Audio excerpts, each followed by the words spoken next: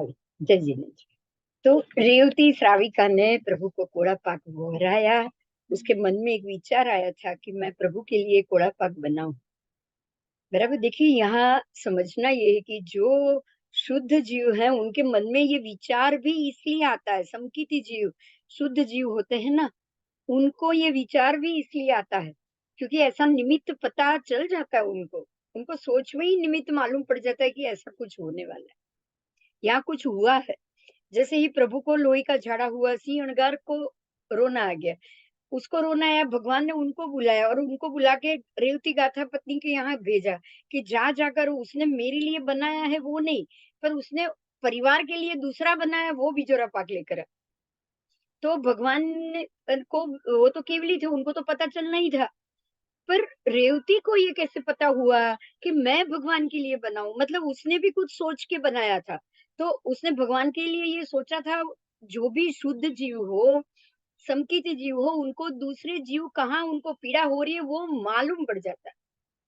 जैसे सिंहणगार को ये पता चल गया कि भगवान को पीड़ा हो रही है मेरे, और उनको रोना आ गया, ऐसे ही रेवती को मालूम पड़ गया कि मुझे भगवान के लिए ये बनाना। तो ये निमित्त है जो खड़ा हो ही गया है, पहले से ही खड़ा हो गया है हर जगह के, है ना। इस तरह से रेवती ने सारा को, जो बिजोरा पाक था जो उसने घर के लिए बनाया था, वो उसने सिंहणगार को वरा दिया और उसने देवलोक की आयु बांध दी। उसके यहाँ प्रभु को जो भी पारना होता है तो पंचदिव्य होता ही है। तो देवती रेवती गाथा पत्नी के घर पे भी इस प्रकार से पंचदिव्य प्रकट हुए और उद्घोषणा हुई, और रेवती ने जन्म और जीवन दोनों को सफल कर लिया है, और ये देवलोक में उत्पन्न हुई। उसने देवायु बांध दिया। अब सिंहणगार रेवती गाथा पत्नी के घर से बाहर निकले। वहां से निकलते हुए मेंढक ग्राम नगर में के मध्य में से पसार होकर प्रभु के पास आए, और आकर ही गौतम स्वामी की तरह उन्होंने भी भगवान को आहार पानी बताया। सर्व आहार पानी प्रभु के हाथ में उन्होंने सौंप दिया, और श्रमण भगवान महावीर ने भी मूर्छा रहित होकर, यानी कि तृष्णा रहित भाव से उस आहार को, जिस प्रकार से सर्प अपने दर में चला जाता है सीधा, आजू बाजू स्पर्श किए बगैर, उसी तरह प्रभु ने भी अपने आहार को जीभ में ममड़ाए बिना सीधे शरीर रूप कोठे में डाल दिया। और वो आहार करने के बाद प्रभु का महापीड़ाकारी रोग शांत हो गया, शीघ्र शांत हो गया, और वो हृष्ट पुष्ट हो गए, रोग रहित हो गए, आरोग्यवान बलवान शरीर वाले हो गए। इस कारण से सर्व श्रमणी भगवंतो, श्रावक श्राविकाओं, देव देवी सब संतुष्ट, रुष्ट, खुश खुश हो गए कि चलो प्रभु महावीर स्वामी स्वस्थ हो गए हैं, भगवान स्वस्थ हो गए।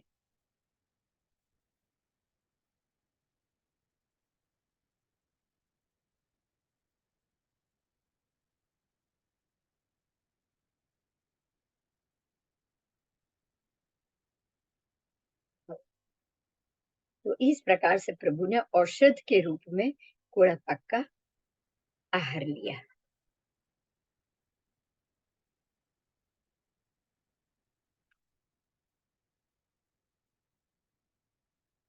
अब गौतम स्वामी ने प्रश्न किया है प्रभु को कि हे प्रभु, हे भगवान, जो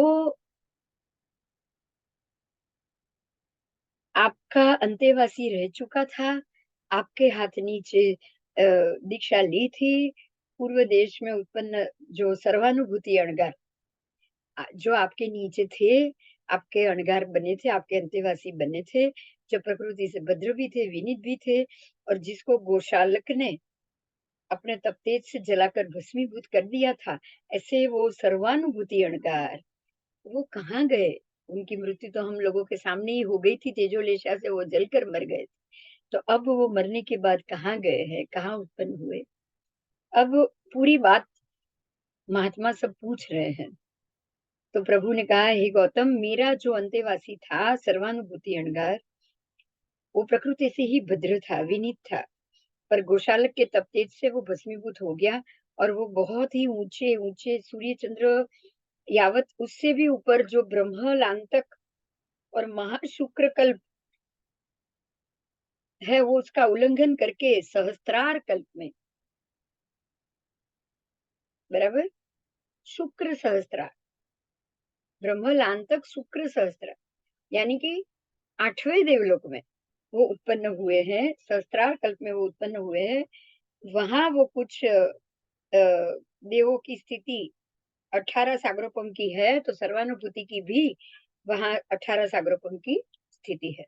और वो सर्वानुभूति देव तथा आयु और भव स्थिति का क्षय करके वहां से च्युत होकर महाविद्य क्षेत्र में जाएगा और वहां से वो सिद्ध होगा। तो इस प्रकार से, और बाद में अपने सर्व दुखों का वो अंत करेगा। तो इस प्रकार से प्रभु ने सर्वानुभूति अणगार की स्थिति बताई। अब गौतम स्वामी ने ये प्रश्न किया कि आप देवानुप्रिय का दूसरा अंतेवासी, जो कौशल देशोत्पन्न था, जो प्रकृति से भद्र और विनीत ऐसा सुनक्षत्र नाम का अणगार था, जिसको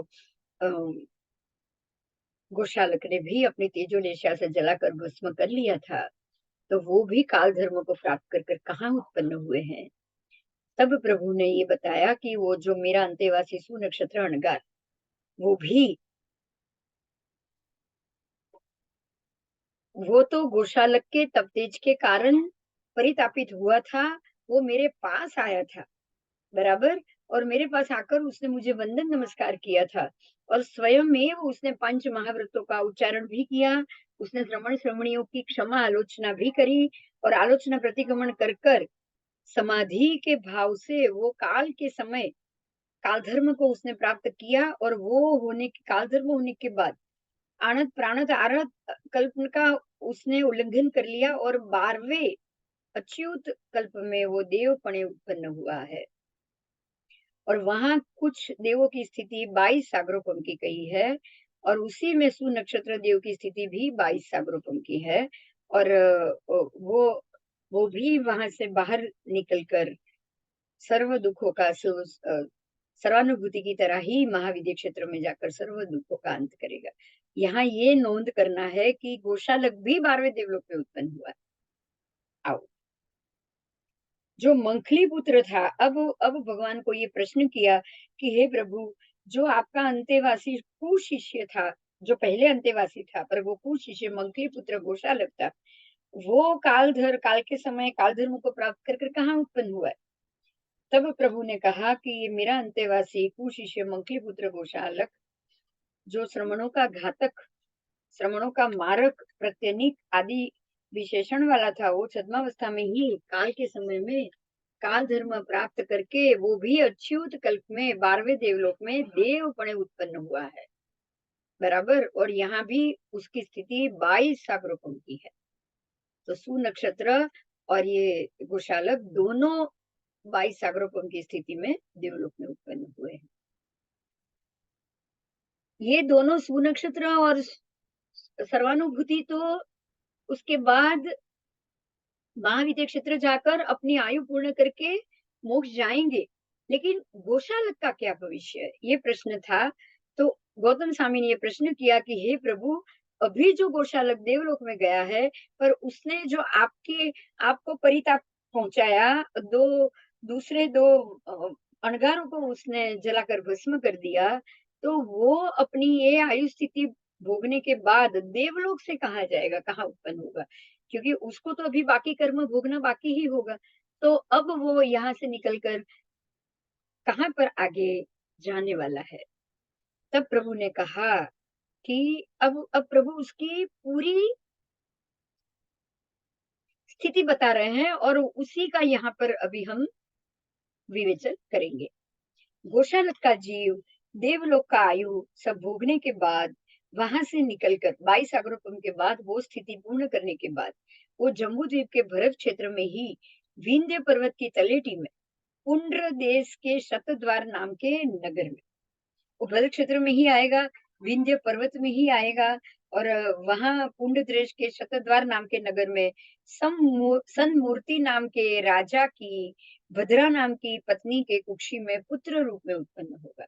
और वो बद्रा रानी 9 मास 7.5 दिन के बाद एक सुंदर बालक को जन्म देगी। उसका नाम होगा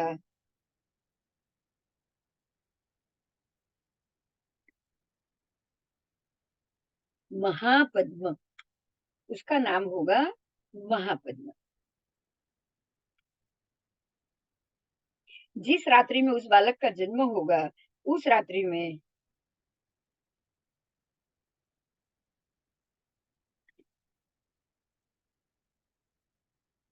अनेक भार प्रमाण, अनेक कुंभ प्रमाण, पद्म कमल और रत्नों की वृष्टि होगी। उसकी वृष्टि होगी। इसीलिए उस बालक का नाम माता-पिता पद्मों की वृष्टि होने के कारण, पद्मों कमलों की वृष्टि होने के कारण, उसका और रत्नों की वृष्टि होने के कारण उसका नाम महापद्म रखेंगे। ये सोचकर ही उसका नाम महापद्म रखा जाएगा। फिर वो महापद्म बालक 8 साल का जब होगा, तब माता-पिता शुभ तिथि, करण, दिवस, नक्षत्र और मुहूर्त, देखिए शुभ मुहूर्त के लिए 5 चीज़ देखी जाती है। शुभ तिथि, शुभ करण, शुभ दिन, शुभ नक्षत्र और शुभ मुहूर्त। अब आपको ये चीज़ याद रखनी है, ये 5 चीज़ ही मुहूर्त के लिए देखनी, बराबर? शुभ तिथि, शुभ करण, शुभ दिन, शुभ नक्षत्र और शुभ मुहूर्त। तो उसमें वो बालक का बड़ा राज्याभिषेक होगा और महापद्म राजा महाहिमवन आदि पर्वत के समान महाबलवान होंगे। और ऐसा राजा का वर्णन हमको आगे के दूसरे राजाओं की तरह ही जान लेना है।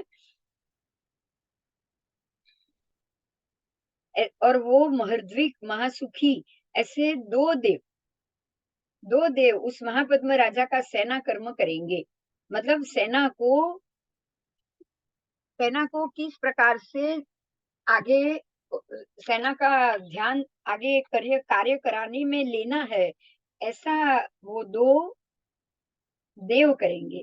दो महर्द्विक देव, वो दो महर्द्विक देवों का नाम है पूर्णभद्र देव और माणिभद्र देव। ऐसे दो महर्द्विक देव इस महापद्म राजा के सेना कर्म का कार्य करेंगे, बराबर। इसी कारण से ये दो देव उनकी सेना कर्म करेंगे, इसलिए इस महापद्म राजा का दूसरा नाम देवसेन हो जाएगा। क्योंकि लोग उनको, ये दो देव उनकी सेवा में होने के कारण लोग उनको देवसेन के नाम से भी जानेंगे। फिर एक दिन देवसेन राजा, यानी कि वो जो अ, महापद्म राजा थे, उनका ही नाम देवसेन है, तो देवसेन राजा के यहाँ शंख के मध्य भाग में जितना श्वेत रंग होता है, ऐसे श्वेत 4 दंतशूल वाला एक हस्ती रत्न उत्पन्न होगा। दिव्य हस्ती रत्न उत्पन्न होने के कारण वो देवसेन राजा ऐसे निर्मल श्वेत 4 दंतशूल वाले हस्ती रत्न के ऊपर बैठकर शतद्वार नगर के मध्य में से बारंबार आवागमन करेंगे। और शतद्वार नगर के अनेक मांडलिक राजा, अनेक सार्थवा आदि परस्पर एक दूसरे को बुलाकर ये कहेंगे कि देखो, ये अपने राजा देवसेन के यहाँ शंख तल के समान निर्मल और श्वेत ऐसे 4 दंतशूल वाला हस्ती रत्न उत्पन्न हुआ है। तो अब ये हमारे राजा को हम विमल वाहन करके बुलाएंगे। विमल यानी कि बिल्कुल निर्मल ऐसे श्वेत रंग, बराबर। और श्वेत हाथी होने के कारण उसको भी श्वेत हाथी पर वहन करने वाला, यानी कि विमल ऐसे हाथी पर वहन करने वाला विमल वाहन राजा। तो अब इनका यहाँ तीसरा नाम पड़ा विमल वाहन राजा। अब ये ऐसा जो राजा है विमल वाहन, वो श्रमण निर्ग्रंथों के साथ विपरीत आचरण करेगा। देखिए, अंदर पड़ा हुआ संस्कार क्या है? क्योंकि अब उसको जो कर्म श्रमणों के साथ किया, उसको भोगने का समय आएगा तो निमित्त भी ऐसा उदित होगा कि वो श्रमणों के साथ विपरीत कर्म करे, है ना? क्योंकि अ, अभी अब वापस सम्यक दर्शन चला गया। उस समय गोशाला को कुछ समय तक सम्यक दर्शन आया, क्योंकि वो मनुष्य भव में था। अब वो देव भव में से वापस, जब भी वो देव भव में चला गया, वो सम्यक दर्शन चला गया। अब देव में से वो मनुष्य बना। अब जब सम्यक दर्शन वापस आएगा तब आएगा, अभी तो आया हुआ नहीं। अभी तो वो पुण्य के उदय से राजा बन चुका है। तो अब जितने भी श्रमण देखते हैं वो विपरीत आचरण करता है, बराबर, अनुचित आचरण कर रहा है। नीलग्रंथों पर आक्रोश कर रहा है, नीलग्रंथों की हंसी उड़ा रहा है, एक दूसरे को धक्का देकर वो गिरा रहा है, बीभत्स दुर्वचन दे रहा है, भर्त्सना कर रहा है, कुछ कुछ को बांधेगा, कुछ को, हाँ, कुछ को वो बांधेगा, मारेगा, छेदन करेगा, अवयवों का छेदन करेगा, उपद्रव करेगा, कुछ श्रवण निर्ग्रंथों के वो वस्त्र, पात्र, कंबल, पाद, प्रोंछन आदि सारे उपकरणों को तोड़ देगा, बराबर, और ऐसे अपहरण करेगा, कितनों का वो आहार पानी में अंतराय कराएगा, और इस प्रकार वो कुछ श्रवण निर्ग्रंथों को तो वो नगर और देश से बाहर भी निकाल देगा। तो इस प्रकार से वो विरुद्ध आचरण श्रवण निर्ग्रंथों के साथ करेगा। तो ऐसे आचरण करते करते शद्वार नगर में अनेक मांडलिक राजा, युवराज, सातवा, वो सभी भी ऐसे सोचेगा कि जब हमारा राजा ऐसा ऐसा कार्य कर रहा है, तो उसमें से कुछ उसके अनुसार कार्य करेगा, और कुछ ऐसा सोचेगा कि ऐसे नगर में रहना ही हमारे लिए श्रेयस्कर नहीं, क्योंकि जब राजा ऐसा कार्य कर रहा है, तो ऐसे विपरीत आचरण श्रवण निर्ग्रंथ के साथ कर रहा है, तो हमारे लिए यही श्रेयस्कर है कि हम लोग राजा को बधाई दे और बोले कि अब आप ऐसे अनार्य आचरण कर रहे हो, उन पर आक्रोश कर रहे हो, उनका देश निकाल कर रहे हो, तो ऐसा कार्य आपके लिए श्रेयस्कर नहीं है, इसलिए हम ये नगर छोड़कर चले जाएंगे, बराबर। तो उन लोगों ने जाकर विनती की कि हे देवानुप्रिय राजा, आप श्रमणी ग्रंथ के साथ जो मिथ्या भाव धारण कर रहे हो वो उचित नहीं है, तो हे देवानुप्रिय, आप इस दुराचरण को बंद करो। अब तब राजा, अब वो ऐसा जब निवेदन करेंगे, तब राजा विमल वाहन, जहां धर्म नहीं तप नहीं, ऐसी बुद्धि होने के बावजूद भी मिथ्या विनय प्रकट करेगा, क्योंकि मिथ्या दृष्टि तो है ही, वो मिथ्या विनय प्रकट करके उनके निवेदन को स्वीकार कर लेगा। फिर उस नगरी के बाहर पूर्व दिशा, उत्तर पूर्व ईशान कोण में सुभूमि भाग नाम का उद्यान होगा, उसमें सर्व ऋतु के फल फूल होंगे, और वहां पर विमल नाम के तीर्थंकर प्रभु, विमलनाथ जो भगवान थे, उनके वो तीर्थंकर प्रभु के प्रपौत्र सुमंगल नाम के अणगार होंगे। देखिए, ये विमलनाथ भगवान की बात है। विमलनाथ भगवान तब जब जब होंगे, तब, क्योंकि ये भरत क्षेत्र है, ये विमल वाहन राजा और भरत क्षेत्र की बात हो रही थी, तो वहां तब जब विमलनाथ प्रभु होंगे,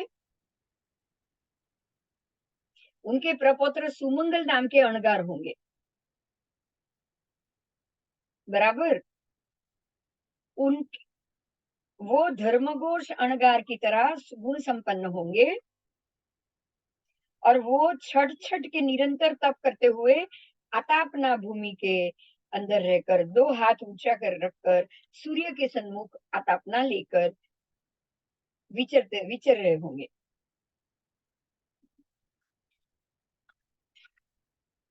आइए, ये 22 अग्रुपम की स्थिति पूर्ण करनी है, तो ये अगले आने वाले 22 अग्रुपम पूर्ण करने के बाद जो उत्सर्पिणी काल में विमलनाथ भगवान होने वाले होंगे, उस समय की ये बात हो रही है, बराबर। हम्म,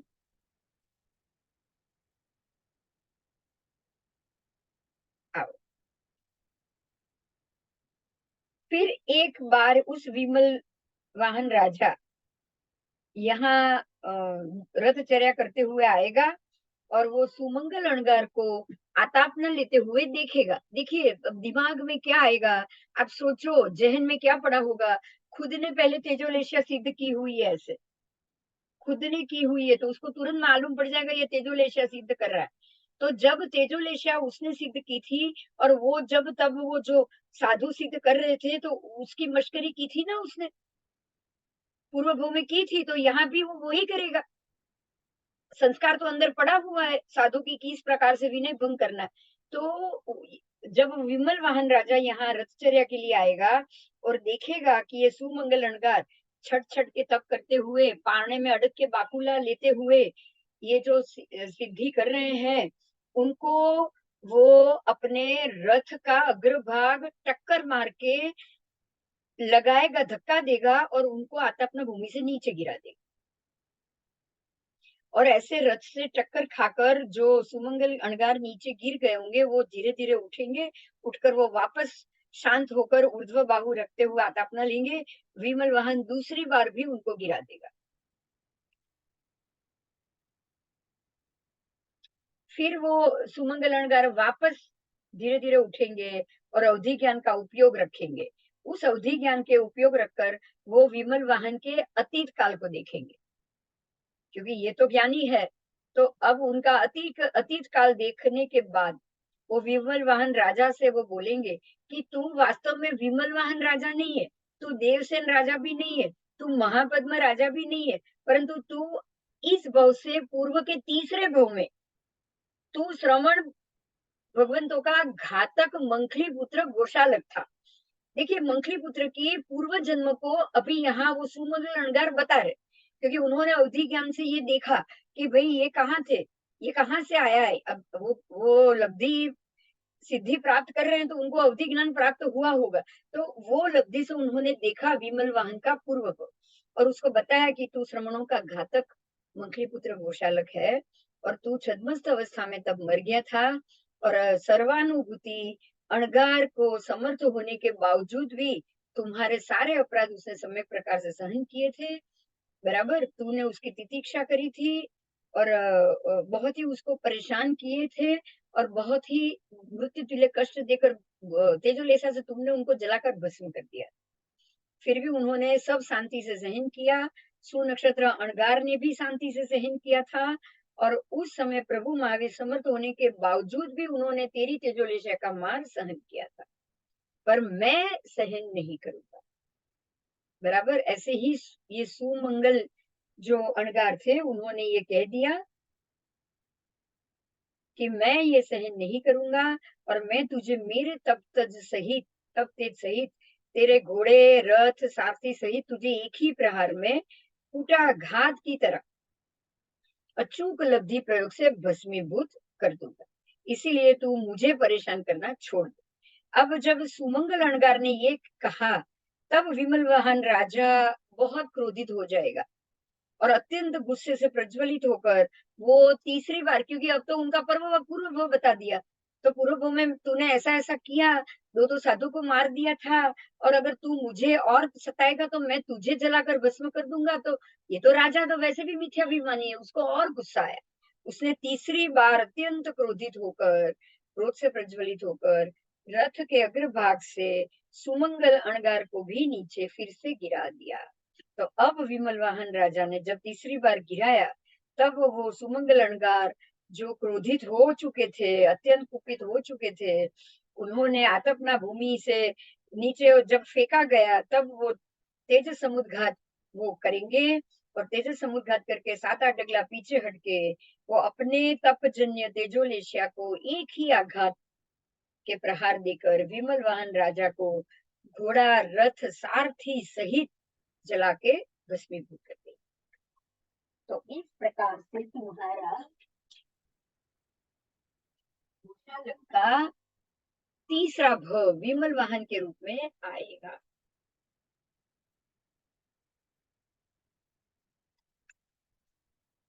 अब यहाँ साथी रहित, अब गौतम स्वामी ने प्रश्न किया कि ये विमल वाहन राजा जो गोशालक का तीसरा भव था, वो अश्व घोड़ा रथ के सहित भस्मीभूत होकर कहाँ उत्पन्न होंगे, और जो सुमंगल अणगार है वो स्वयं भी काल धर्म पाम कर कहाँ उत्पन्न होंगे।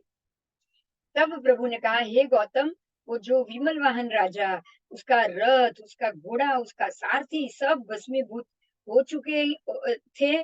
तब वो सुमंगल अणगार अपने आप को फिर से छठ अट्ठम चोला पंचोला आदि विविध प्रकार के तप से अपनी आत्मा को घावित करते हुए अनेक वर्षों तक संयम पर्याय का पालन करेंगे और अंत में 1 मास का की संलेखना से 60 भक्त अनशन लेंगे। वो 1 महीने का अनशन लेंगे और आलोचना प्रतिक्रमण करते हुए समाधि पूर्वक काल धर्म को प्राप्त करेंगे और फिर वो सूर्य चंद्र से ऊपर जाकर त्रिजी त्रिक के 100 ग्रैवेयक विमानवासी का भी उल्लंघन करेंगे। मतलब नवग्रह का उल्लंघन करते हुए सर्वार्थ सिद्ध विमान में, बराबर, पांचवें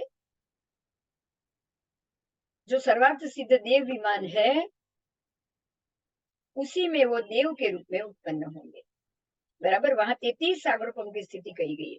वहां वो सुमंगल देव 33 सागरोपम की स्थिति पावेंगे, और वहां से वो आयु भव स्थिति सब खत्म अक्षय करके वहां से चवित होके वो सुमंगल देव महाविदेह क्षेत्र में जाकर सिद्ध होंगे और सर्व दुखों का अंत करेंगे,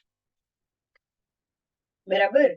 और जो, हे प्रभु, जो सुमंगल अणगार ने जो घोड़े रथ साथी सहित राजा को भस्मीभूत किया था, वो कहाँ जाएंगे? तो अब प्रभु ने उनकी पूरी स्थिति बताई है कि अब वो सुमंगल अणगार द्वारा जो घोड़ा रथ सारथी सहित भस्मीभूत हुआ विमल वाहन राजा का जीव यहाँ से मरकर अधः सप्तम भूमि में, सातवीं नारकी में उत्कृष्ट काल की स्थिति वाला, मतलब कि 33 सागरोपम आयु वाले नारकी की भव में वो उत्पन्न होंगे। वहां 33 सागरोपम खत्म करके वो वहां से निकलकर मत्स्य बनेंगे, मछली के भव में जाएंगे। वहां मत्स्य शस्त्र द्वारा वध और दाह ज्वर पीड़ा प्राप्त कर कर काल धर्म पाकर वो फिर से सातवीं नारकी में उत्पन्न होंगे। वहां उत्कृष्ट स्थिति नरकावास 33 सागरोपम आयु भोग कर वहां से निकलकर वो फिर से दूसरी बार मत्स्य में जन्म धारण करेंगे। वहां भी वो शस्त्र वध दाह ज्वर आदि से मृत्यु पाकर अब वो छठी तमह प्रभा नारकी में उत्कृष्ट स्थिति वाले नरकावास में वो नारकी के रूप में उत्पन्न होंगे। 31 आयु वहां होती है सागरोपम की। उसके बाद वहां से निकलकर वो स्त्री के रूप में उत्पन्न होंगे, वो स्त्री बनेंगे। वहां भी शस्त्राघात दाह ज्वर द्वारा मरने के बाद अब वो दूसरी बार तमह प्रभा, दूसरी नारकी, तमह दूसरी बार वही छठी नारकी तमह प्रभा में उत्कृष्ट स्थिति 31 सागरोपम वाली स्थिति में वो नारकी के रूप में उत्पन्न होंगे। वहां से वो फिर से बाहर निकलकर दूसरी बार स्त्री के रूप में उत्पन्न होंगे। वहां भी वो शस्त्राघात से मरकर पांचवी धूम प्रभा नारकी में उत्कृष्ट स्थिति वाला नारकी का जीव बने। वहां से वो बाहर निकलकर उर परिसर में उत्पन्न होंगे और वहां शस्त्र द्वारा मरकर दूसरी बार पांचवी नारकी में ही उत्पन्न होंगे। वहां से निकलकर फिर से दूसरी बार उर परिसर तिरिंच में उत्पन्न होंगे। वहां से काल धर्म पाम कर वो चौथी नारकी में उत्कृष्ट स्थिति वाला नारकी का देव जीव बनेगा।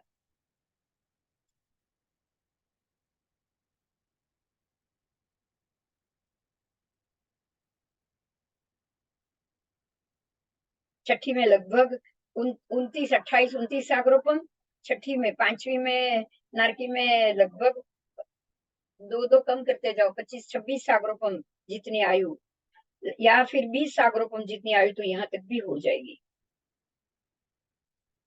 यहाँ लिखा हुआ नहीं है। फिर वो चौथी नरक से निकलकर दूसरी बार, नहीं, चौथी पंख प्रभार उत्कृष्ट स्थिति का नारक बनेंगे। वहां से निकलकर वो सिंह के रूप में उत्पन्न होंगे।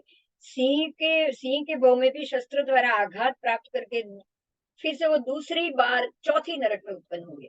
अब चौथी नरक में भी उसकी उत्कृष्ट आयु प्राप्त जो है वो पूर्ण करने के बाद वहां से निकलकर दूसरी बार भी सिंह के रूप में उत्पन्न होंगे। अब सिंह के रूप में से शस्त्रादि से मृत्यु काल धर्म पाने के बाद तीसरे नारकी में वालुका प्रभा में वो उत्कृष्ट स्थिति वाला नारकी का जीव बनकर उत्पन्न होगा। वहां से निकलकर पक्षी में उत्पन्न होंगे।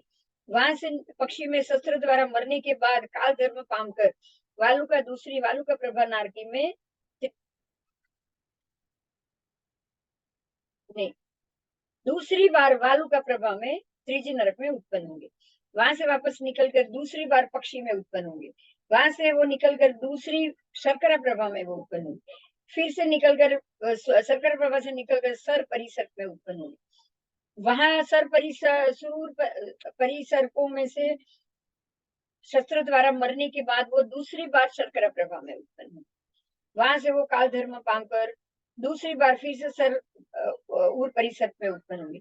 वहां से काल धर्म पाकर रत्न प्रभा नारकी की उत्कृष्ट स्थिति में वो उत्पन्न होंगे और वहां से काल धर्म पाकर संगनी जीवों में वो उत्पन्न होंगे। वहां शस्त्र द्वारा घात पाकर नरकवास में वापस वासों में उत्पन्न होंगे। वहां से निकलकर फिर से संगनी जीव में उत्पन्न, वहां से शस्त्रघात द्वारा मृत्यु को प्राप्त करके फिर से असंगनी जीव में उत्पन्न, वहां भी शस्त्र द्वारा घात पाकर फिर से रत्न प्रभा नारकी के पल्यपुम के असंख्यात भाग की स्थिति वाला नरकावास में नारकी के रूप में वो उत्पन्न होंगे। फिर वहां से वो बाहर निकलकर चर्म पक्षी, लोम पक्षी, समुद्रक पक्षी, वीतक पक्षी आदि खेचर जीवों के जो भेद है वहां अनेक लाख बार बारंबार वहां उत्पन्न होंगे। उसके बाद शस्त्रघात से मरने के बाद भुज परिसर के भेदों में गोह, काकीड़ा, नोड़ियों आदि में वो बार बार उत्पन्न होंगे, अनेक लाख बार उत्पन्न होंगे, वहीं पे ही बारंबार उत्पन्न होते रहेंगे। उसके बाद उर परिसर, सर्प, अजगर, आसालिक, मोहरग आदि अलग अलग भेदों में भी वो बार बार उत्पन्न होंगे। उसके बाद चतुष्पद जीवों में भी वो अनेक लाख बार उत्पन्न होंगे। फिर एक खुर घोड़ा, दो खुर गाय, गंडीपद घोड़ाकार पग वाले हाथी आदि में, सनख पद नोहर वाले पग युक्त सिंह, वाघ आदि में भी अनेक लाख बार उत्पन्न होंगे। वहां से काल धर्म होकर जलचर आदि जीवों में उत्पन्न होंगे। वहां मत्स्य, काचबा, सुमसुमार आदि में अनेक लाख बार उत्पन्न होंगे। फिर चौरिंद्रिया आदि जीवों में भी अंधिक, पौत्रिक आदि प्रज्ञापना सूत्र के प्रथम पद अनुसार छाण के कीड़े में अनेक लाख बार उत्पन्न होंगे। फिर वहां से काल धर्म होकर तेन्द्रिय जीवों में उत्पन्न होंगे। उसके भी जो भेद है वो उपचीत अथवा कंथवा, कीड़ी, अस्थिशौंड आदि को काल क्रम से प्राप्त करके इंद्रिय जीवों में उत्पन्न होंगे। उसके भेद है पुला कृमि यानी कि समुद्र लीक्षा, उसमें भी वो अनेक बार उत्पन्न होंगे। फिर उसके बाद वृक्ष से लेकर यावत कुहू इत्यादि वनस्पति भेद में अनेक लाख बार उत्पन्न होंगे।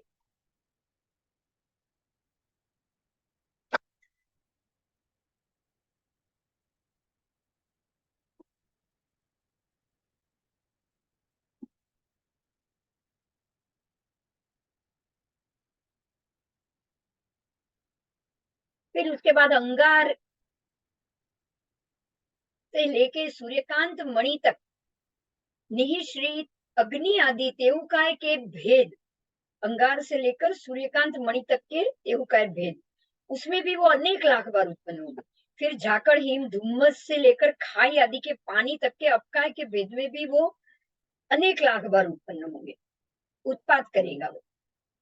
उसमें भी खास करके खारे पानी में उत्पन्न ज्यादा होगा। सर्व स्थान में शस्त्र द्वारा घात प्राप्त करेगा।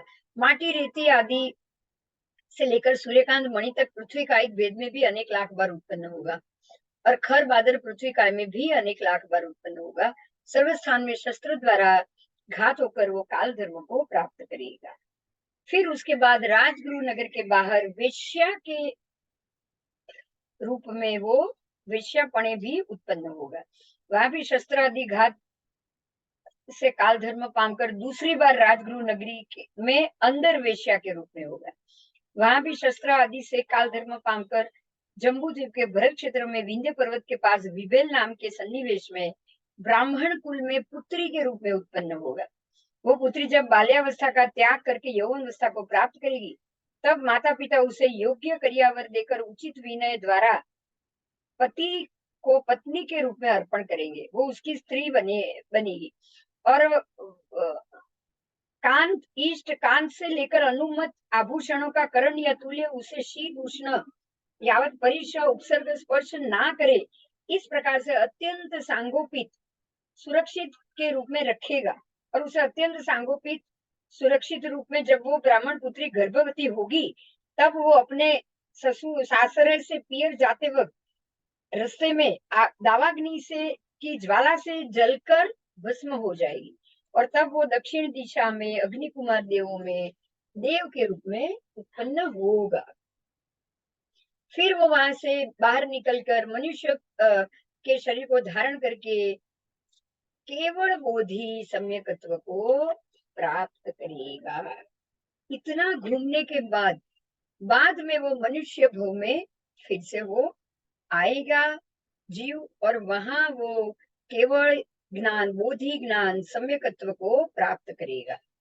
केवल बोधि सम्यकत्व, देखिए, बोधि सम्यकत्व वो प्राप्त करेगा, नॉट केवल ज्ञान। ठीक है, वो मात्र बोधि सम्यकत्व को वो यहाँ प्राप्त करेगा, मतलब अब उसको सम्यकत्व मिलेगा। इतना घूमने के बाद मनुष्य भव में गोशालक के जीव को जाकर अब सम्यकत्व मिलेगा।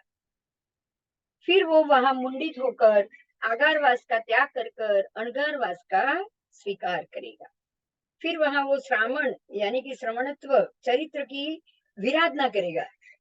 अभी भी वो चारित्र श्रवण धर्म का और श्रावणों का विराधना करना अभी भी उसके अंदर से गया नहीं।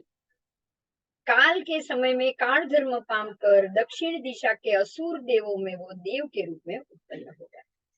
फिर वहां से वो वापस बाहर निकलकर मनुष्य को धारण करेगा, संयम लेगा, संयम की विराधना करेगा, और दक्षिण निकाय के सुवर्ण कुमार, दक्षिण निकाय के नाग कुमार देवों में वो उत्पन्न होगा। फिर वहां से निकलकर वो मनुष्य बनेगा, फिर से संयम लेगा, संयम की विराधना करेगा, और दक्षिण निकाय के सुवर्ण कुमार देव में वो उत्पन्न होगा। इस प्रकार से वहां से निकलकर विद्युत कुमार में, वहां से निकलकर फिर मनुष्य, फिर से अग्नि कुमार में, फिर मनुष्य, फिर से दक्षिण, फिर से मनुष्य में संयम की विराधना, फिर से वहां से दक्षिण निकाय के स्तनित कुमार में, फिर से वो मनुष्य बनेगा, और मनुष्य में चारित्र की विराधना करके अब वो ज्योतिष देव में उत्पन्न होगा। देखिए, यहाँ परमात्मा ने एक बात स्पष्ट रूप से बता दिया है कि मनुष्य बनो, संयम लो, और संयम में आप संयम की विराधना करो या चारित्र का धर्म की विराधना करोगे, और ऐसे संयम का पालन करोगे, विराधना सहित संयम का पालन किया, तो आपको सारे भवनपति में ही जन्म मिलने वाला है, असुर कुमार आदि में ही आप जन्मोगे। बराबर। तो मनुष्य भव लेकर, संयम धर्म लेकर, संयम की विराधना ना हो, वो बात आपको अपने मनो मस्तिष्क में जबरदस्ती भी डाल देनी ही चाहिए, ताकि आप मनुष्य बनो और संयम लो, तो संयम में विराधना आने का भाव आपके मन में ना। ठीक है, तो संयम, संयम का विराधक असुर कुमार में भवनपति के जो 10 निकाय है, उसी में वो जाता है, नाग कुमार, भवन कुमार, उसी में वो जाएगा। इसलिए संयम की विराधना गलती से भी ना हो, उस चीज का ध्यान रखना चाहिए। ज्योतिष देव, व्यंतर, वाण व्यंतर और भवनपति, संयम की विराधना करने वाले जीव ही इसी निकाय में सबसे ज्यादा जाते हैं। उनको जल्दी मनुष्य भाव नहीं मिलता है, फिर वो मनुष्य बनते हैं, फिर उनको संयम मिलता है, लेकिन वापस विराधना करोगे तो वापस वही जाओगे। तो फिर से ये भी संयम लेगा, सम्यकत्व को प्राप्त करेगा। इतना घूमने के बाद अब गोशालक का जीव सम्यकत्व को अब प्राप्त करेगा। अब वो संयम की विराधना नहीं करेगा, इतने बार संयम लेकर विराधक विराधक बनने के बाद। तो आप सोचो कि एक तीर्थंकर परमात्मा की विराधना करना, उनका प्रत्यनीक बनना, श्रवणों की विराधना करना, उनका द्वेषी बनना, उनको मृत्यु देना, उनको मारने वाला जीव कितना भटक सकता है। परमात्मा ने गोशालक का ये भटका हुआ जीवन बताकर हमें ही ये लाल बत्ती दिखाई है कि इस प्रकार से जीव अगर वर्तन कर रहा है तो उसको ये संसार में कितना भटकना पड़ेगा। ये तो अच्छा था भव्य जीव था, वरना क्या होता सोचो। भव्य जीव था इसीलिए परमात्मा ने उसकी भव गिनती भी बताई, नहीं तो अभवी जीव हो या भटकने वाला हो तो उसको भव गिनती भी बताने का मतलब नहीं। संगम देव की भव गिनती भगवान ने नहीं बताई, गोशालक की बताई है। दोनों ने परमात्मा को एक ही पर भगवान को उपसर्ग दिया, मगर संयम की नहीं बताई, संगम देव की नहीं बताई। संगम देव जो था ही अभवी, उसकी कैसे भव गिनती बताते भगवान। हाँ, गोशालक भवी था, उसका अंत आने वाला था, इसलिए उसकी गिनती बता रहे। अब गोशालक यहाँ से चवितों के मनुष्य बना है, बनेगा, सम्यकत्व को प्राप्त करेगा, चारित्र की विराधना किए बगैर वो आराधक बनकर काल क्रम को, साकार धर्म को प्राप्त कर कर स्वधर्म देवलोक में उत्पन्न। बराबर। वैमानिक देव में पहला ही भोग गया, उसके बाद इतने भोग घूमने के बाद अब वो समकति बना है, तो अब वो स्वधर्म देवलोक तक पहुंचा। तो समकिति जीव ही वैमानिक देव में ज्यादातर जा सकते हैं, ज्यादातर। बाकी अभवी भी जाता है नौग्रह तक, कोई नई बात नहीं। लेकिन समकिति जीव, सम्यक धर्म की आराधना करने वाला जीव, इतना समझना है। मनुष्य बनकर संयम लोगे और संयम की आराधना करोगे, विराधक नहीं बनोगे तो वैमानिक में जाओगे, और संयम लेकर विराधना करोगे तो भवनपति में जाओगे। तो इसने मनुष्य धर्म में सम्यकत्व को प्राप्त किया, चारित्र की आराधना की और सौधर्म देवलोक में जन्म हुआ। फिर से वो वहां से मनुष्य बनेगा, फिर से समकित को धारण करेगा, फिर से वो आराधक बनेगा और सनत कुमार दूसरे देवलोक, फिर से मनुष्य बनेगा, फिर से आराधना करके ब्रह्म माँ शुक्र आनंद आरण इस प्रकार से देवलोक में जाएगा। वहां से वो फिर से मनुष्य बनेगा और चारित्र की विराधना किए बगैर आराधना करेगा और सर्वार्थ सिद्ध महाभिमान में उत्पन्न होगा। सर्वार्थ सिद्ध में हुआ है, अब वो निश्चय ही तुरंत ही दूसरे ही भोग में मुक जाने वाला। तो सर्वार्थ सिद्ध से निकलकर वहां से वो महाविदेय क्षेत्र में अपराभूत कुल में पुत्र के रूप में उत्पन्न होगा, और फिर वहां दीक्षा लेकर उत्तम केवल ज्ञान और केवल दर्शन को प्राप्त करके वो अब मोक्ष में जाएगा। बराबर। तो इस प्रकार से गोशालक के भव बताए हैं, हम तो सब बोल गए। अब उसमें विराधक कितने हुए, आराधक कितने हुए, उसकी गिनती बताई है। अब उसको हम ध्यान से सुनेंगे। संयम के कितने भव थे। गोशालक का जीव चारों गति में दीर्घ काल पर्यंत भव भ्रमण करके 18 भवों में संयम स्वीकार करेगा। इतना घूमते हुए वो 18 भव में संयम स्वीकार करेगा। उसमें 10 भव में वो विराधक बनकर असुर कुमार भवनपति निकाय में जाएगा, और बाकी के 8 भव में वो आराधक बनकर देवलोकों में जाएगा। बराबर। तो अब उसके जो 10 विराधक भव है उसकी बात है। चारित्र का स्वीकार करेगा, लेकिन संपूर्ण भव में वो चारित्र स्पर्शित नहीं करेगा, लेकिन विराधक ही बनेगा। जैसे विराधक को काल धर्म प्राप्त करके क्रमशः अग्नि कुमार छोड़ के बाकी के 9 जाति के भवनपति देवों में, और 10वीं बार 10 भव हुए उसके, उसमें वो अग्नि कुमार में नहीं गया। उस अग्नि कुमार छोड़कर बाकी के सारे 9 जाति के भवनपति निकाय में वो गया, और 10वीं बार वो ज्योतिष्क देव में गया। तो इस प्रकार से 10 विराधक भव होने के कारण वो 10 भवनपति, 9 भवनपति और एक ज्योतिष्क में वो गया। उसके बाद उसके जो आराधक 8 भव थे, तो आराधक 8 भव, 8 भव में उसने चारित्र का स्वीकार किया, और अनुक्रम से 8 भव में पहला, तीसरा, पांचवा, 7वां, 9वां, 11वां, फिर ये 6 हो गए। 7वें में वो सर्वार्थ सिद्ध में उत्पन्न हुआ। तो इस प्रकार से 7 भव वैमानिक जाति में देव के रूप में उत्पन्न हुआ, और 8वें भव में अंतिम मनुष्य भव की उसने आराधना करी, और वो सर्व कर्म का क्षय करके मोक्ष जाएगा। तो इस प्रकार से संयम की विराधना, ये तो ऊपर का ही बताया है, नरक का तो बताया नहीं, तिर्यंश का तो बताया ही नहीं। तो ये संयमित होने के बाद का बताया है, इसलिए। तो संयम की विराधना करके जीव जब संयम की स्पर्शना करे और फिर उसकी वापस विराधना करे, तो उसको संयम विराधक कहा जाता है। बराबर। तो ये 10 भवों में जब उसने संयम की विराधना की, उसमें वो बाह्य वेश मात्र से संयम स्वीकारेगा, लेकिन अंदर स्वयं की संयम की अपेक्षा से मन में कोई संयम पालन होगा नहीं।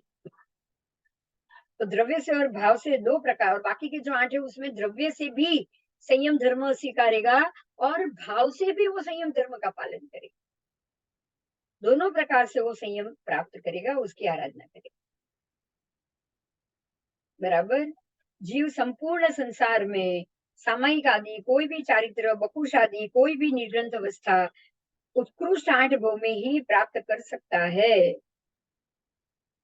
उसके बाद उसको वापस निम्न भव में जाना पड़ता है, विराधना के भव में जाना पड़ता है।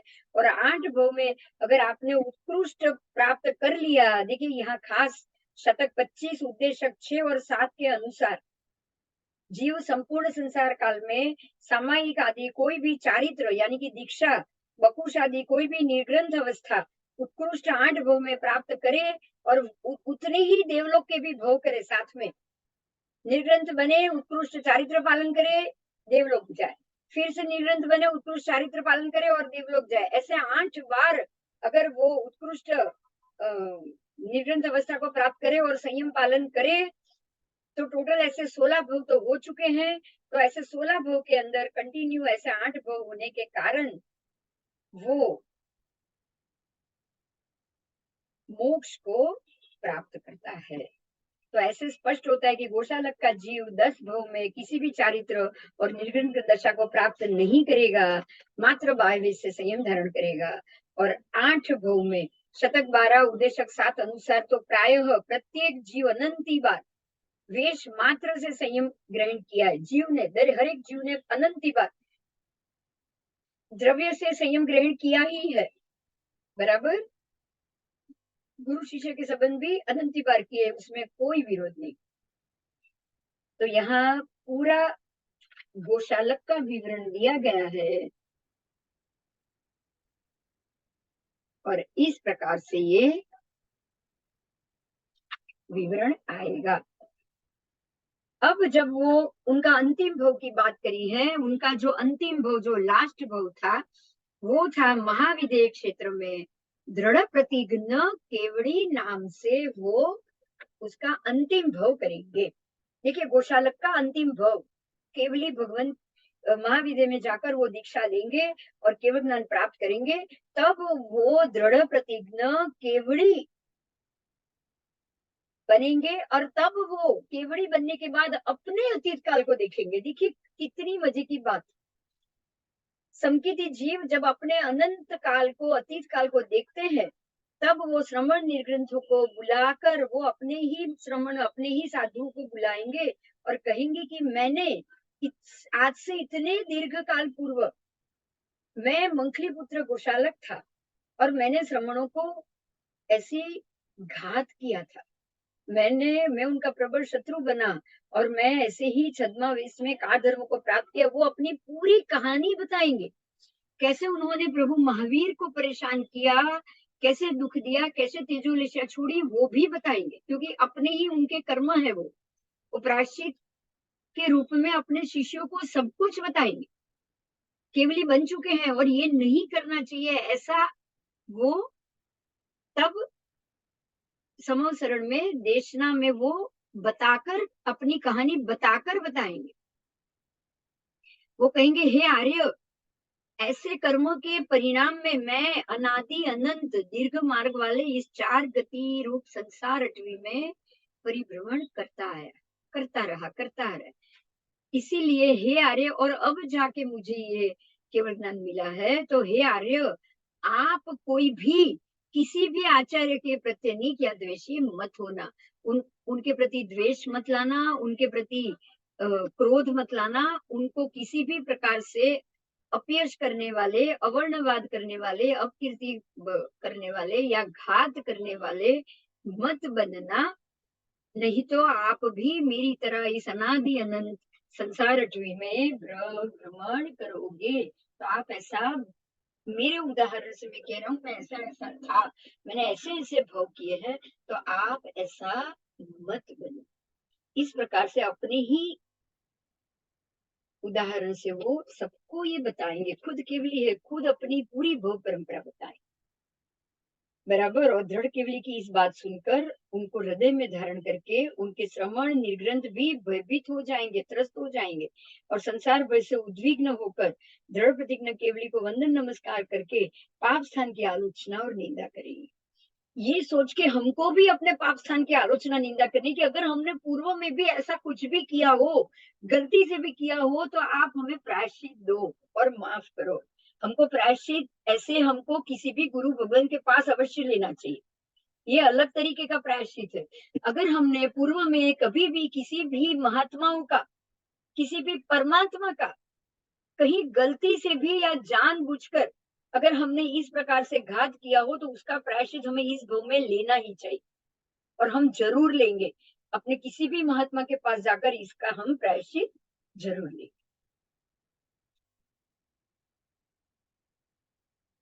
हमें नहीं पता हमने पूर्व भव में क्या किया है।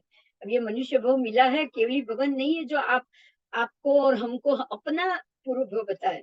तो हमें ये भव में ज़रूर हमारे पूर्व भव में यदि हमने ये किया है तो हमें प्रायश्चित चाहिए, बस। हमें अपने संसार भ्रमण को इसी भव से अटकाना है, इसी भव से।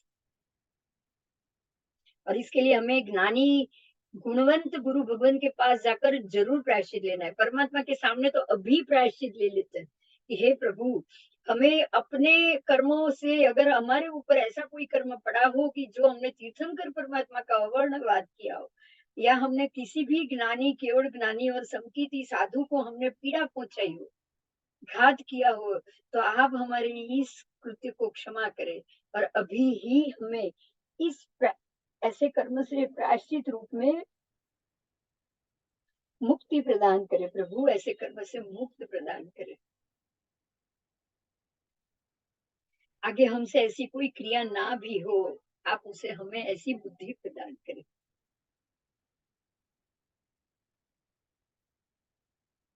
तो दृढ़ प्रतिज्ञ केवली ऐसे अनंत अनेक वर्षों पर्यंत केवल पर्याय का पालन करेंगे और शेष अल्प आयु जानकर वो भी भक्त प्रत्याख्यान बाकी के अल्प आयु को जानकर भक्त प्रत्याख्यान करेंगे और इस प्रकार से औपपातिक सूत्र के अनुसार सर्व दुखों का अंत करेंगे। हे प्रभु, आपने गौतम स्वामी अब कह रहे हैं, हे प्रभु, आपने ये जो कुछ भी बताया सब सत्य है, ऐसा ही होना है, ऐसा ही होना।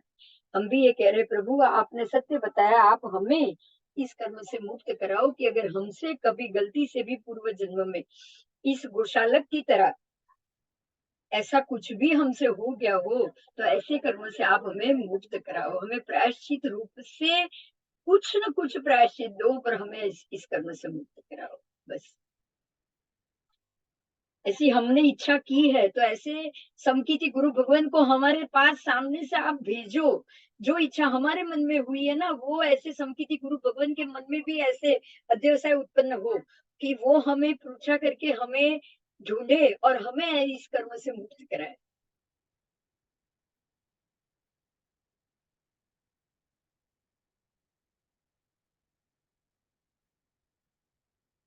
तो आज ये गोशालक चरित्र समाप्त हुआ और अब हम कल शतक नंबर 15 पूरा हुआ और अब हम अगली क्लास में कल शतक नंबर 16 करेंगे। ठीक है जी? कुछ भी गलत हुआ हो, परमात्मा की केवली के विरुद्ध कुछ हुआ हो, तो मिच्छामि दुक्कडम। और अब हम केवली भगवान जैसे, एक मिनट अय्या, हम केवली भगवंत जैसे किसी भी साधु भगवान को इस प्रकार से हमें आलोचना दे, इस प्रकार की स्थिति में हम गुरु भगवान को ढूंढेंगे और अगर पूर्व में हमने ऐसी कोई भी आलोचना की हो तो उसका हम प्रतिक्रमण रूप, प्रायश्चित रूप माफी मांगे। रुक जा।